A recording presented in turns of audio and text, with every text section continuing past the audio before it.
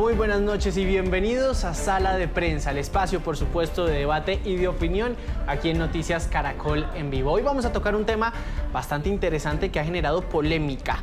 Fraude electoral, es lo que está diciendo el presidente Gustavo Petro, en donde también el pacto histórico se ha sumado a ciertas alertas frente a lo que se puede llegar a suceder el próximo 8 de marzo o incluso en las elecciones de consultas primera y hasta segunda vuelta. Por eso el día de hoy vamos a discutir esta situación, este tema, y por eso ustedes también nos pueden estar comentando a través de nuestras redes sociales. En YouTube nos encuentran como Noticias Caracol en vivo. Quiero darle la bienvenida a Gabriel Cifuentes, quien es analista político ya de la Casa de Noticias Caracol, y por supuesto también a Andrés Caro, quien es el director de la Fundación Estado de Derecho y columnista de La Silla Vacía. Bueno, señores, bienvenidos, una feliz noche para todos e iniciemos desde sus opiniones, por supuesto, con las declaraciones del presidente, y vamos a ir desmenuzando poco a poco lo que está pasando alrededor de nuestras elecciones en Colombia. Si quiere, Gabriel, iniciemos como usted con esta.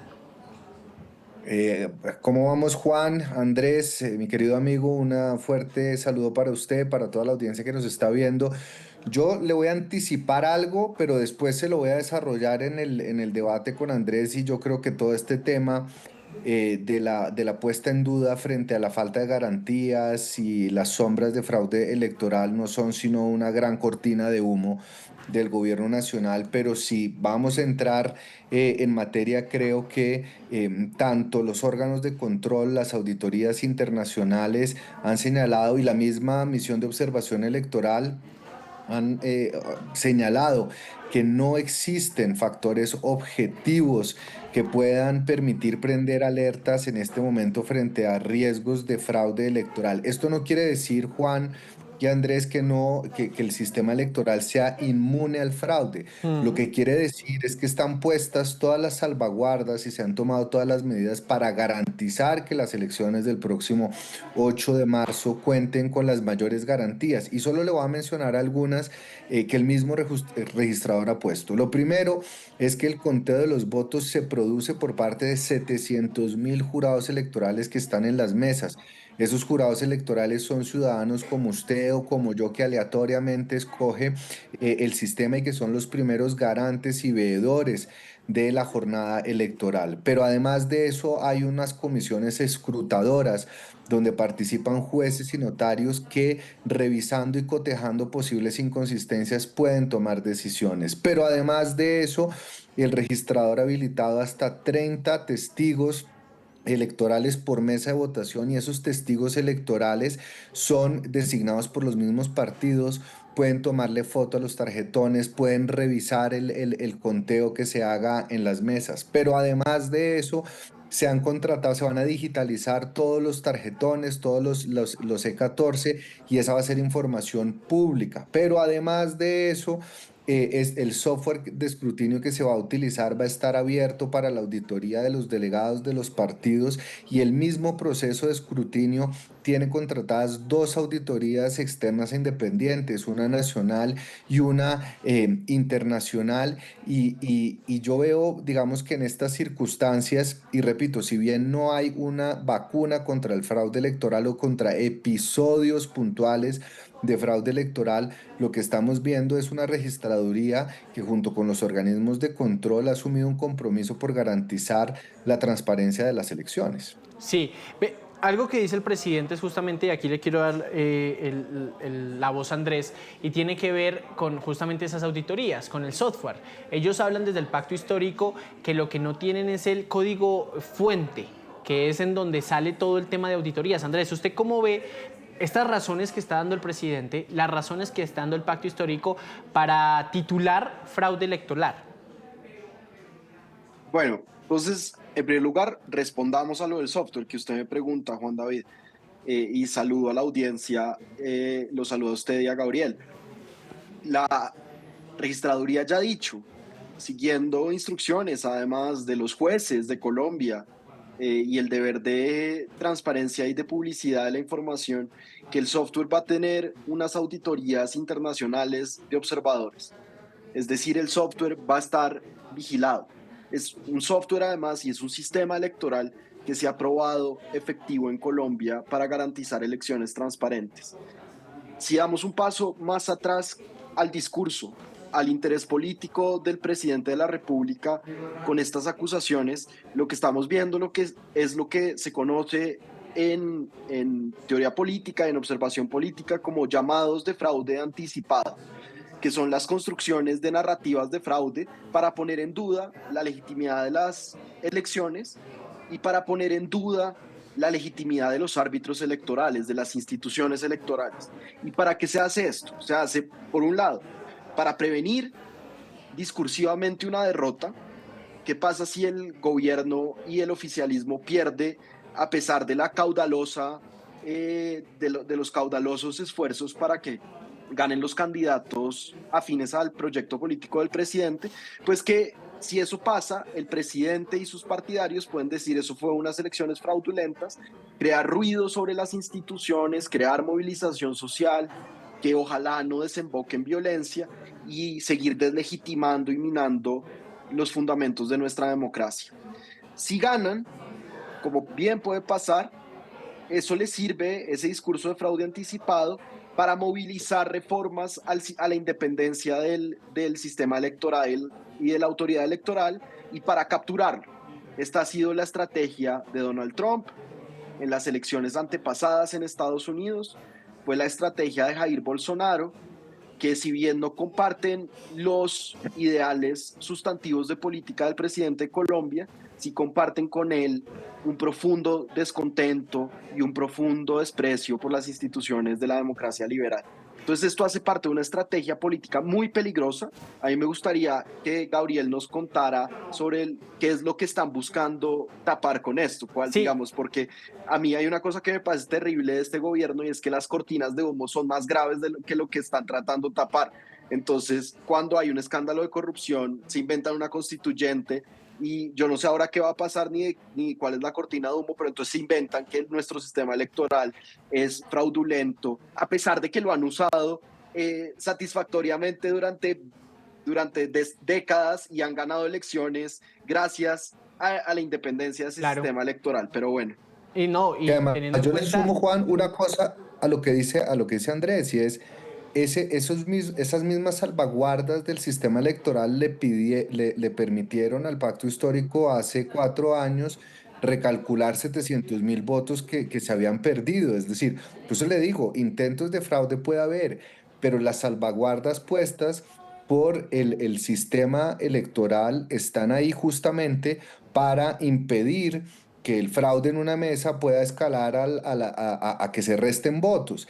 Y es un sistema que se ha venido incluso perfeccionando, incluso después de una decisión del Consejo de Estado en el caso del partido Mira, que perdió, digamos, aparentemente el umbral, ordenó la compra y la adquisición del software para que no perteneciera a un privado, sino al Estado. Y desde el 2022 el software de escrutinio es 100% propiedad del Estado. Entonces hay también como verdades parciales y medias mentiras que se están incluyendo en esta receta, trayendo a colación el coco de Thomas Greganson, que ha sido el coco para los pasaportes, para las cédulas, para el conteo electoral, metiéndole en un baile donde la participación es mínima, donde incluso el registrador ha señalado que la propiedad de los datos, el manejo de los datos personales está en cabeza del Estado, que ningún privado tiene esos datos, y generan una narrativa, y ahí voy con lo de Andrés. Además, Andrés sabe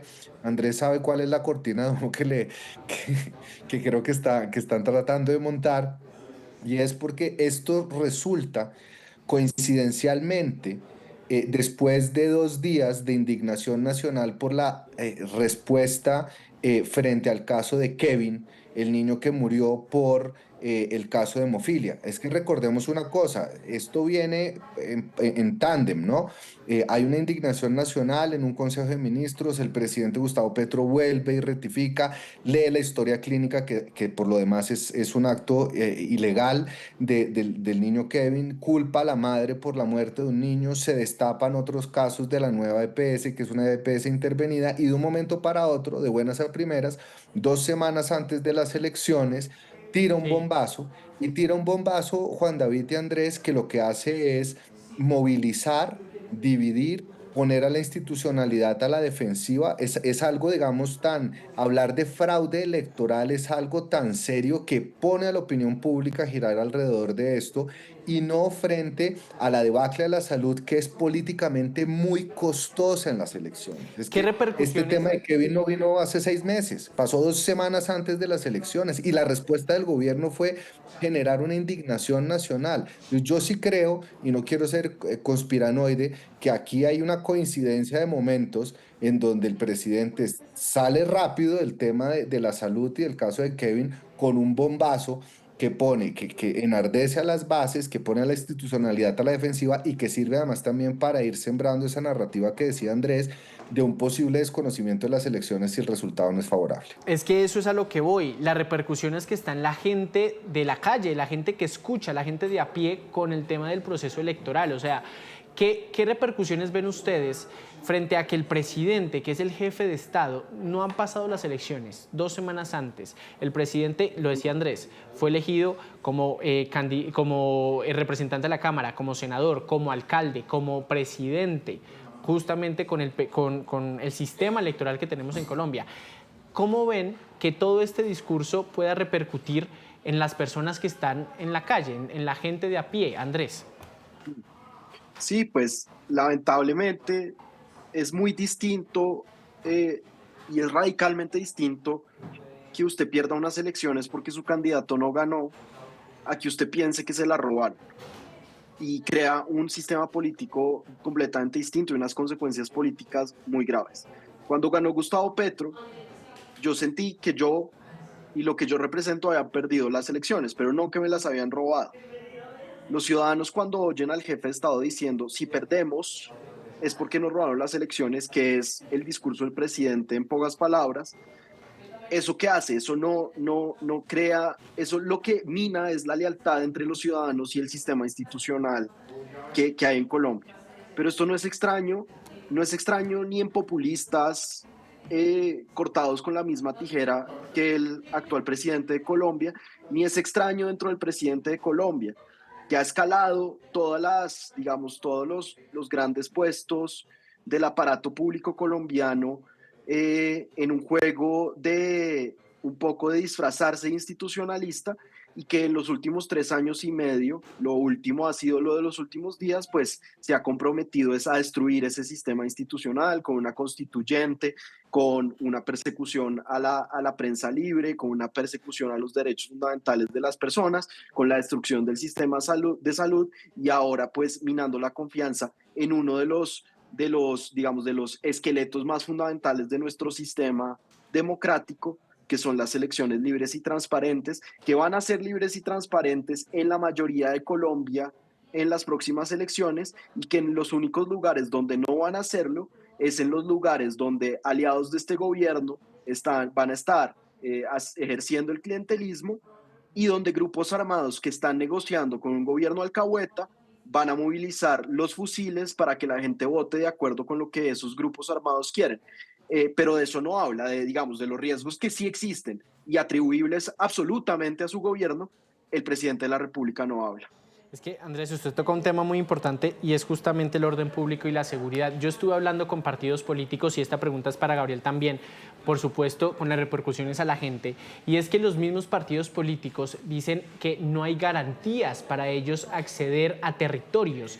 Hoy el candidato Iván Cepeda estuvo, por ejemplo, en Santander de Quilichao, en el Cauca, en donde ningún candidato más ha asistido. Esta situación de orden público, como dice Andrés, la desconfianza que ha generado el presidente justamente con el sistema electoral, ¿cómo deja a la gente justamente que va a ir a votar un 8 de marzo? ¿Vamos a tener votaciones de verdad democráticas? Yo no cuestionaría que no vaya a haber elecciones libres y democráticas en términos generales, pero yo sí creo que hay unos datos importantes a tener en cuenta, Juan David. Lo primero es las altas tasas de abstención de los ciudadanos históricamente hablando. Rondan el 52, 51%, dependiendo si son elecciones a Congreso o a presidencia, que suelen ser un poco más atractivas. Entonces tenemos una abstención muy grande. Y parte de lo que explica esa abstención también es la desconfianza frente a las instituciones. Menos del 6% de las personas confían en los partidos, en el Congreso, y eso para una democracia es una tragedia. Si la gente no vota o si la gente que vota desconfía de las instituciones, pues estamos generando un caldo de cultivo donde no hay una sintonía que es necesaria, esa sinergia necesaria entre la ciudadanía y sus instituciones. Y peor aún, los que terminan votando, no todos, pero una parte de los que terminan votando hacen parte de esas maquinarias que no le responden al ciudadano, sino que engrosan ese negocio nefasto del clientelismo del cual todos los gobiernos, sin excepción, han hecho uso. Eso por un lado. Eh, en segundo lugar, y eso demuestra que puede haber una democracia, puede haber elecciones, puede haber elecciones en la mayor parte del territorio que sean libres, pero que denotan rasgos de una democracia que no es sólida, de una democracia débil, de una democracia que pierde la esencia representativa, que pierde también ese principio de rendirle cuentas a los ciudadanos. Pero eso es un debate mucho más amplio. Pero el segundo punto, que bien también anotaba Andrés y sobre el cual estoy de acuerdo y quiero traer a colación además el último informe de la Defensoría del Pueblo que establece que 433 municipios están en riesgo por la presencia de grupos armados, de los cuales 175 en riesgo extremo. 175 municipios es el 15% de los municipios del país, eso no es una cifra menor, en donde puede haber una incidencia de grupos armados. Grupos armados que además hoy en día en su mayoría están sentados en una mesa de diálogo, fallida, no fallida, avanzada, no avanzada con el gobierno nacional.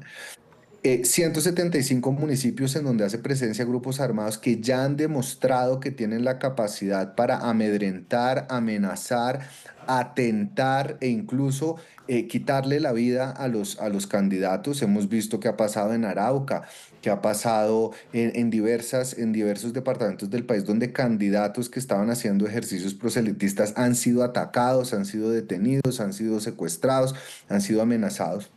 Ni más ni menos, en Bogotá asesinaron a un precandidato presidencial. Ese es el nivel de violencia política que puede ensombrecer el ejercicio. Entonces, es una situación crítica, es una situación preocupante y es una situación que sí depende directamente del Estado y del gobierno central garantizar la seguridad. Entonces, a mí lo que me parece curioso es que se hable del peligro del fraude electoral en cabeza de las instituciones que no hacen parte del Ejecutivo, pero en ninguna parte del discurso presidencial se ponga el foco en la verdadera amenaza que todas las organizaciones, incluyendo la Defensoría del Pueblo, están señalando y es la falta de seguridad, de garantías para el ejercicio democrático. ¿Quién de la oposición va a hacer hoy campaña en el Catatumbo, como usted decía, en el Cauca o en esas zonas donde operan estos grupos, muchos de ellos sentados con el gobierno nacional? Eso es una pregunta que debería hacerse y el día de las elecciones pues se va a ver cuál es la participación política que va a haber y si efectivamente las poblaciones bajo el dominio de estos grupos armados han sido o no libres de ejercer sus derechos democráticos. ¿Cómo ven ustedes las reacciones que han tenido las instituciones, la Procuraduría, la Defensoría, el Registrador, la Contraloría, que por supuesto piden respetar este proceso electoral? ¿Sí cala en la gente, por ejemplo, que el procurador Gregorio El Hash esté diciendo al presidente que respete justamente las instituciones, Andrés? No, pues yo realmente, Juan David, no tengo ninguna opinión sobre la persona del procurador, pero obviamente a la Procuraduría y al Procurador General como una institución, como un rol dentro de nuestro sistema político, pues solo le corresponde exigir respeto por las instituciones y sobre todo por las instituciones electorales y sobre todo por las instituciones que no dependen del Ejecutivo cuando el Ejecutivo mismo las está agrediendo, las está insultando, las está atacando. Entonces, yo no sé si calan en las declaraciones, pero es muy importante que todas las demás instituciones rodeen a la autoridad electoral cuando está siendo atacada, no por enemigos colombianos, sino por el presidente de la República. A mí me gustaría ver, pero pues eso parece que es como una fantasía del viejo mundo, a nuestras instituciones encabezadas por el jefe del Estado, diciendo, este es nuestro plan de acción para las elecciones, vamos a garantizar unas elecciones seguras, vamos a garantizar unas elecciones libres, pero como recordaba Gabriel, pues ese no es el caso en Colombia. donde el líder de la oposición y precandidato presidencial le hizo más de 20 solicitudes a la unidad de protección que depende de un amigo personal e histórico del presidente de la República para aumentar su protección, que fueron desoídas y que luego nos enteramos cuando fue asesinado pues de esa desatención y de esas omisiones por parte del Ejecutivo. Entonces, pues así es muy difícil y es muy grave y realmente, si me deja agregar, es muy triste estar en esta situación cuando pensábamos que de las pocas cosas buenas que teníamos en Colombia era una institucionalidad sólida. Ahora estamos viendo esa institucionalidad siendo minada y siendo amenazada por quien juró defenderla y por quien juró protegerla. Mire, yo hago un conteo, si no estoy mal, en tan solo este año se han hecho 4 o 5 reuniones de los comités de seguimiento electoral, con Ministerio del Interior, con Ministerio de Defensa, en regiones, y ahí vamos. No ha pasado nada más allá que simplemente estas reuniones que se han tenido con amenazas de seguridad a los candidatos. Gabriel, su opinión frente a la institucionalidad, a las declaraciones, por supuesto, del procurador, del registrador, de la defensora. Pues yo creo que han salido a defender un trabajo que además, recordemos, los organismos de control han venido trabajando con la registraduría justamente para garantizar no solo unas elecciones que tengan las garantías necesarias, sino también poder elevar las advertencias y hacer los llamados necesarios para que el gobierno tome acción. Porque bien lo decía Andrés, es que aquí la seguridad la tiene que garantizar el Estado a través de la policía, a través del ejército, de las fuerzas militares, pero también de la Unidad Nacional de Protección. Y no recuerdo si fue hace una semana o hace 15 días que el mismo Augusto Rodríguez salió a decir que no se tenía la capacidad para garantizar la seguridad en todo el territorio de los más de 3.000 candidatos al Congreso de la República. Si a usted el Estado le está diciendo que no le puede garantizar su seguridad e incluso en alguna declaración dijeron que hacer campaña es un ejercicio de alto riesgo, pues los candidatos tienen toda la razón para sentirse desprotegidos y los organismos de control tienen todo el deber de hacer el llamado necesario. Pero yo quisiera también señalar que aquí la posición de los órganos de control ha sido medio ambivalente en este tema, en el tema de la salud, en diversos temas. Uno los ve con declaraciones muy airadas, con las cuales uno puede estar de acuerdo porque hacen un llamado a la separación de poderes y al respeto a la institucionalidad y de las funciones constitucionales que están en cabeza de cada una de ellas, pero después cuando se trata de abrir investigaciones, de imponer sanciones disciplinarias, fiscales o penales, pues se quedan cortas. Te quiero poner un ejemplo muy sencillo y es todo el tema de la participación en política.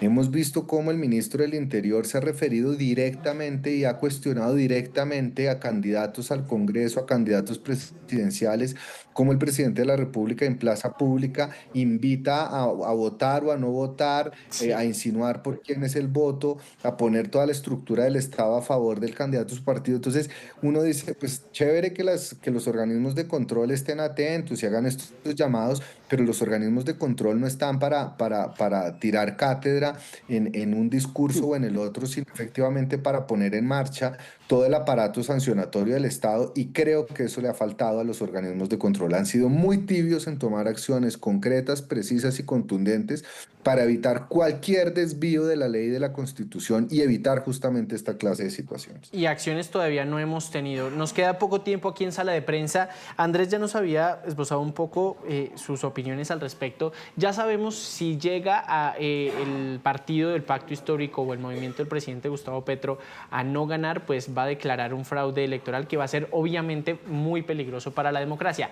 Pero si gana, Andrés, usted estaba diciendo que esto lo que hace es generar un camino para hacer una reforma política. O sea, están tendiendo ya esas raíces por si ganan, justamente para cambiar todo el sistema electoral. Pues así es como funcionan los líderes autoritarios, Juan David.